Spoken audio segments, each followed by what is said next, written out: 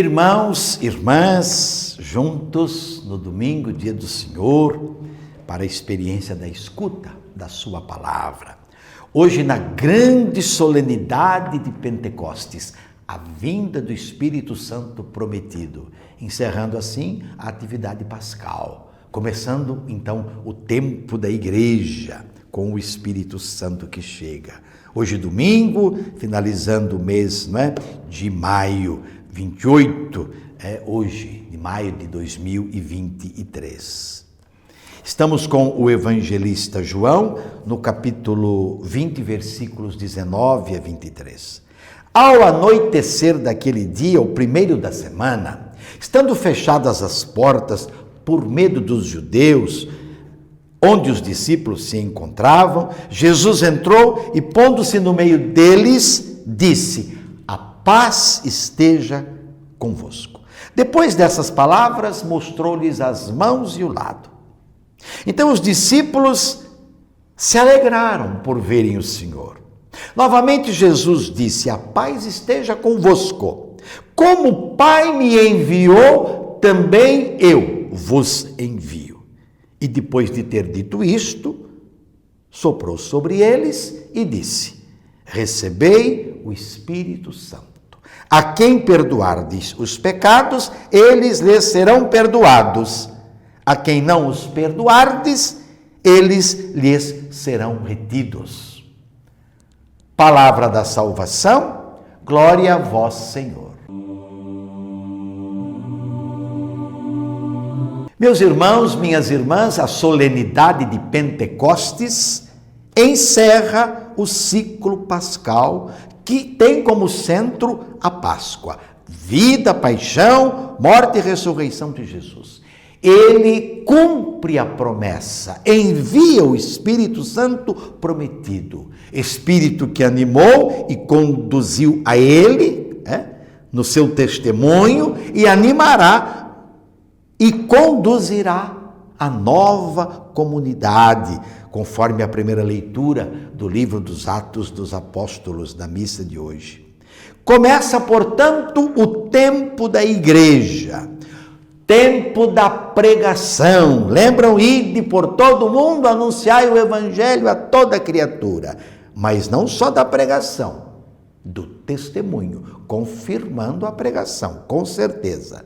Diferentemente de Lucas, João citou o Pentecostes no dia da ressurreição, o domingo, dia pascal que não conhece fim, não conhece o ocaso, dia da vitória sobre a morte. O evangelho que ouvimos relata que ao anoitecer daquele dia, o primeiro da semana, estando fechadas por medo dos judeus as portas do lugar onde os discípulos se encontravam, Jesus entrou e, pondo-se no meio deles, disse: "A paz esteja convosco. A paz esteja com vocês." O contexto em que se encontra a comunidade reunida é o contexto da Eucaristia.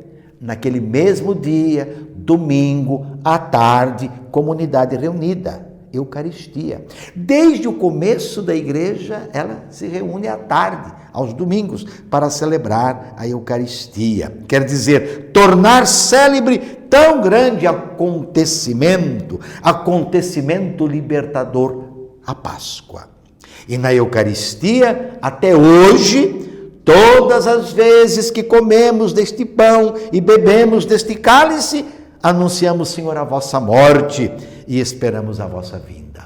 Não é isso que a gente aclama depois que Jesus se faz presente no altar, no pão e no vinho? Mistério da fé? Primeiro, as portas fechadas revelam o aspecto negativo, o medo das autoridades dos judeus. Eles queriam eliminar agora os seguidores de Jesus. E o aspecto positivo, a presença do ressuscitado, para quem não há barreiras. O ressuscitado não está mais limitado ao tempo, ao espaço, segundo a compreensão humana. Tempo aqui, espaço, segundo as categorias humanas, físicas. Para ele não há barreiras, ele não está mais sujeito a essas condições, seu estado é novo e não pode ser avaliado, então, a partir da nossa compreensão, das nossas categorias. Segundo, ele saúda a comunidade com a paz. A paz é a plenitude dos bens. A mesma saudação da sua despedida. Eu deixo para vocês a minha paz. Eu dou para vocês a minha paz. A paz, né, que eu dou para vocês não é a paz que o mundo dá. Aquela paz de conchavos, não é? De assinaturas, que muitas vezes não leva a nada. A paz que o mundo precisa é a presença do ressuscitado, é a busca, a vivência, não é? Daquilo que o seu espírito comunica. E ele diz: não fiquem perturbados, não tenham medo. Quando Jesus diz não tenham medo, esta é a saudação de alguém que não ficou preso à morte, como nós não ficaremos. Nós vamos fazer a experiência da morte, da Páscoa, desta passagem, para viver a vida em plenitude com Ele. As suas cicatrizes o identificam. O ressuscitado é o que foi crucificado. A reação da comunidade é a alegria por ver o Senhor. Primeira reação da comunidade. Eles ficaram alegres por ver o Senhor. Sentir, desfrutar da sua presença. Como seria bom, meus irmãos e minhas irmãs, se assim fosse a vida de nossas comunidades, marcadas pela alegria, pela experiência, pela certeza da presença do ressuscitado. Envio, como o Pai me enviou, eu envio vocês, para que vocês continuem o meu testemunho. Ou seja, o que eu fiz, vocês devem fazer. A nossa igreja, que sempre procurou fazer isto. Outras igrejas que também devem fazer isto, se querem ser realmente a igreja de Jesus. Envio acompanhado do Espírito, por conta própria, por iniciativa própria, não chegaremos a lugar nenhum. Envio, não é? Então, acompanhado do Espírito. Recebam o Espírito Santo. O sopro de Jesus caracteriza a nova criação, o novo homem, a nova mulher, uma vez que a primeira falhou. Lembra? Lá no paraíso, nasce assim a nova e definitiva comunidade, a comunidade do Messias, comunidade testemunha das maravilhas de Deus. Reconciliação. A nova comunidade, na força do Espírito Santo, é chamada a perdoar, acolher, promover a reconciliação. Os pecados daqueles que vocês perdoarem serão perdoados. Os pecados daqueles que vocês não perdoarem não serão perdoados. É missão da igreja, é nossa missão, é nossa vocação, faz parte do anúncio do Evangelho, perdoar. E como é bom perdoar. Se não conseguimos perdoar porque temos fé em Jesus, vamos perdoar porque perdoar faz bem para o corpo inteiro, para a alma, para o nosso interior. E se quisermos atender o pedido do Papa Francisco, perdoar. Perdoar sempre. Perdoar sempre. O Papa insiste.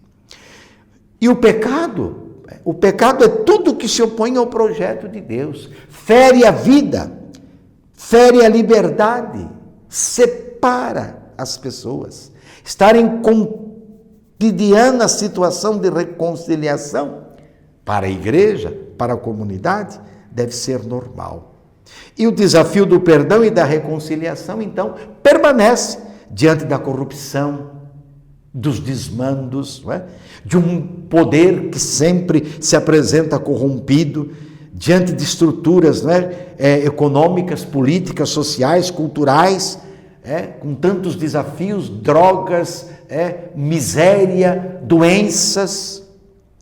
Permanece para a comunidade, então, meus irmãos, a exigência do testemunho.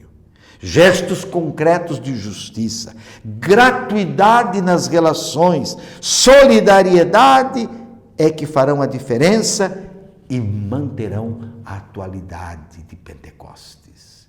de uma igreja sempre missionária, de uma igreja sempre a caminho, de uma igreja corajosa, de uma igreja que não se deixa intimidar por nada, porque o Espírito do ressuscitado a assiste. Ainda conforme o Papa Francisco, uma igreja em saída, uma igreja que não se contenta com aqueles que já estão ao lado dela, uma igreja que vai às periferias, que vai onde as pessoas estão para participar do sofrimento, da tristeza, da miséria delas e encorajá-las para um mundo melhor, com a comunhão, com a participação, com a solidariedade de todos.